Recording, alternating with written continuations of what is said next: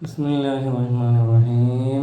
അല്ലാഹു ലാ ഇലാഹ ഇല്ലാ ഹുവൽ ഹയ്യുൽ ഖയ്യൂം ലാ തഖൂഹു സിനത്തുൻ വലാ നൗം ലഹു മാ ഫിസ് സമാവാതി വമാ ഫിൽ അർദ്. മ്യൂസിക്കാണ് പ്രതീക്ഷിക്കുന്നത്. എന്താണ് ഇപ്പൊ ഓത്ത്?